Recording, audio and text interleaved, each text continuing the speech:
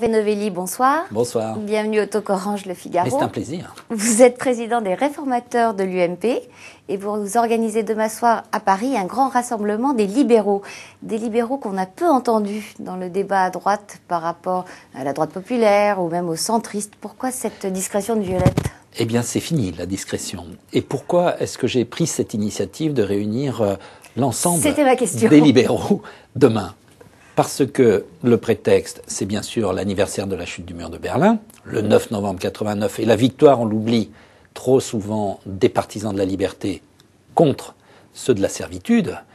Et puis, surtout, à la faveur de ces 22 ans de mondialisation, c'est l'idée de démontrer qu'il y a des perdants et des gagnants dans la mondialisation, et que les gagnants sont ceux qui suivent les voies de la liberté. Je voudrais juste dire qu'aujourd'hui, il y a une opportunité extraordinaire pour nous. C'est qu'on voit bien que la crise, dont on a souvent été taxé comme responsable de cette crise, et ça continue, mais de quoi parle-t-on aujourd'hui à longueur d'antenne? De la crise des États surendettés, et c'est pour nous une divine surprise et une belle revanche qu'aujourd'hui, plus personne ne peut nier, pas même vous, les journalistes qui à chaque fois disent la crise du surendettement des États. Eh bien oui, ce sont les États qui sont responsables de la crise et pas les individus. Et c'est donc pour nous, à la faveur de ce principe de réalité, de reprendre l'offensive politique et de regrouper l'ensemble de la famille libérale. Alors on est à 5 mois de la présidentielle. En 2007, vous aviez apporté un soutien inconditionnel à Nicolas Sarkozy. Est-ce que cette fois-ci, vous allez lui demander de s'engager sur des réformes précises? Et si oui, lesquelles? Oui, nous allons à nouveau proposer et mettre sur la table pour 2012 les idées guidées par notre vision du monde et ces idées de liberté et de responsabilité qui sont au cœur de notre doctrine. Mais sous la forme d'un contrat de gouvernement ou comme en 2007, demain, il choisira ce qu'il voudra? Il choisira ce qu'il voudra. Mais ces propositions, je vous l'ai dit, elles sont valables pour 2012 et pour l'après-2012. Autrement dit, libre aux candidats de reprendre ces propositions, et s'il ne le fait pas, elles resteront d'actualité. Et le regroupement que j'envisage avec mes amis en 2012 et après 2012, ce regroupement portera ces idées. Elles sont simples, ces idées. Regroupement en dehors de l'UMP ? À l'intérieur de l'UMP ou à l'extérieur, si les circonstances l'exigent. C'est-à-dire, plus précisément, si Nicolas Sarkozy, une fois réélu, ne reprend aucune de vos propositions ou... Vous savez, il y a beaucoup de gens qui, aujourd'hui, attendent un signal.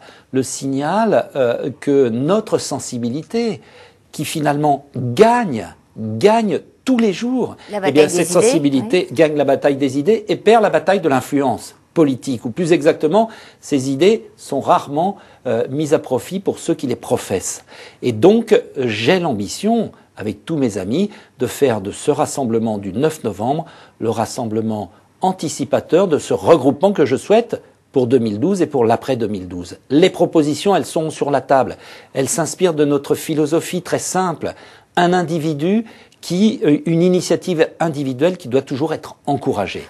Donc les propositions, elles sont souvent sur la table, elles l'ont été en termes de simplification, mais je veux aller plus loin, je veux faire des propositions très concrètes et radicales. Alors, avant d'arriver à ces propositions concrètes et radicales, je voudrais vous faire réagir aux mesures qu'a annoncées François Fillon hier, et en vous proposant d'écouter ce qu'en dit Dominique de Villepin.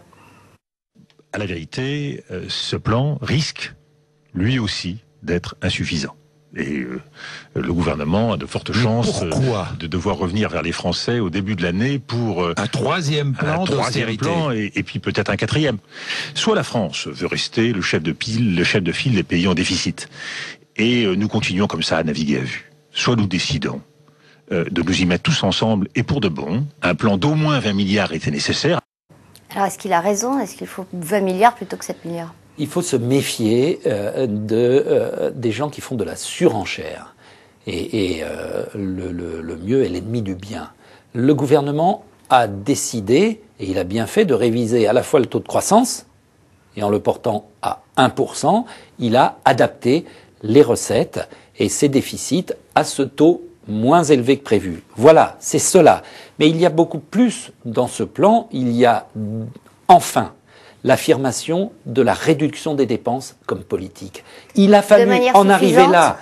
Pas forcément, mais pour la première fois, enfin, alors que les libéraux l'ont toujours dit, enfin, on dit il faut réduire les dépenses. On ne l'avait jamais inscrit. On disait toujours il faut dépenser mieux. Pour la première fois, on dit il faut dépenser moins, je m'en réjouis. Et il y a un autre aspect structurel de ce plan qui est l'anticipation des effets de la retraite à 62 ans, d'un an, c'est mieux. Donc je suis plus satisfait, pour tout vous dire, par ce plan que je ne l'étais par le précédent. Mais, bien sûr, il faudra que le gouvernement continue d'être réactif, mais à chaque jour suffit sa peine. Ce plan est un plan qui est large et qui s'étend sur plusieurs années. Laissons au gouvernement le temps à la fois de l'appliquer et d'en voir ses effets. Là, vous soulignez l'effort de réduction des dépenses, mais il y a aussi une augmentation des recettes, notamment par le biais de l'impôt sur les sociétés pour les sociétés qui réalisent le plus de bénéfices. Est-ce que ça vous convient ? Ça ne convient jamais à un libéral, une imposition supplémentaire. Ça ne convient jamais. Et il faut toujours avoir présente à l'esprit que plus vous taxez et plus vous diminuez l'initiative. Et donc, je ne suis pas un partisan forcené de la taxation, vous l'avez bien compris. Simplement, la réduction des dépenses, elle ne se décide pas ni ne se décrète en une semaine. Donc, on engage la voie. Ce que je souhaite, le premier plan, c'était 10% de réduction de dépenses, 90% d'augmentation des recettes. Là, on est à 50-50. Eh bien, ce que je souhaite, c'est qu'on aille plus loin dans la réduction des dépenses et je ferai des propositions demain pour reconfigurer le périmètre de l'État et donc diminuer de manière structurelle les dépenses de la sphère publique. Vous étiez le père, enfin en tout cas c'est vous qui l'avez mise en œuvre, de la TVA 5,5 pour la restauration. Elle va passer à 7, c'est une trahison ? C'est toujours embêtant. C'est toujours embêtant que l'État, qui a posé son paraphe par l'intermédiaire de Christine Lagarde et de moi-même dans ce contrat d'avenir passé avec les restaurateurs et qui s'était engagé en contrepartie à un certain nombre d'actions, c'est toujours embêtant que l'on dise, alors que le contrat d'avenir devait se terminer en juillet 2012, donc demain, que l'on dise non, ça ne vaut plus. Parce que, vous l'avez vu, certains restaurateurs ont dit, eh bien, nos engagements sont nous aussi caducs. Donc, c'est toujours embêtant. Je peux le comprendre. Je peux le comprendre, même si on aurait pu trouver vraisemblablement une autre manière de relever la fiscalité dans un autre secteur qu'un secteur qui a conclu un contrat avec l'État. Qu'est-ce que vous pensez de la proposition de Jean-François Copé, qui est le patron de l'UMP, dont vous êtes secrétaire général adjoint, d'alléger le coût du travail en transférant une partie des cotisations sociales sur la TVA ? C'est une bonne idée ? Ça peut être une idée pertinente si on transfère la branche famille. Là, il n'y a aucune raison que ce soit le travail qui finance les allocations familiales. Aucune raison. Mais ça peut être aussi une bonne idée à une condition, c'est que ce ne soit pas un alibi pour renoncer à la baisse des dépenses. Parce que si vous transférez pour financer des dépenses qui vont toujours aller en augmentant, qu'est-ce que vous allez faire ? Eh bien, vous allez augmenter les impôts qui porteront cette charge que vous transférez du travail vers un impôt de consommation. Donc il faut accompagner ce transfert par la nécessaire réduction des dépenses. Oui. Et ça, je ne le vois pas toujours, donc j'y insiste. Mais est-ce qu'on peut alléger véritablement le coût du travail sans abolir les 35 heures ? La gauche utilise comme argument le fait que, tout en critiquant durement, et vous êtes un des premiers, les 35 heures, vous les avez laissées quasiment telles quelles. Aujourd'hui, quelle est la situation ? Il y a 22 milliards d'allègements de charges sur le travail, dont la moitié à peu près correspond aux 35 heures. Ça a été dissimulé maintenant c'est sous la forme d'allègement de charges, dit allègement Fillon, mais la réalité c'est qu'il y a la moitié de ces 22 milliards qui résultent des 35 heures. Et puis il y a 4 milliards et demi qui résultent des heures supplémentaires et de la défiscalisation de celles-ci, ainsi que de l'exonération des charges sociales. C'est-à-dire que tout se passe comme si on payait 12 milliards pour être entré dans les 35 heures, plus 4 milliards et demi pour en sortir. À la fois, on est schizophrène dans cette affaire et on dépense beaucoup d'argent dans un univers où les recettes sont très difficiles. Et donc, je pense qu'il faut échanger ces allègements de charges contre l'abolition des 35 heures par la négociation. Nous sommes aujourd'hui régis par une loi.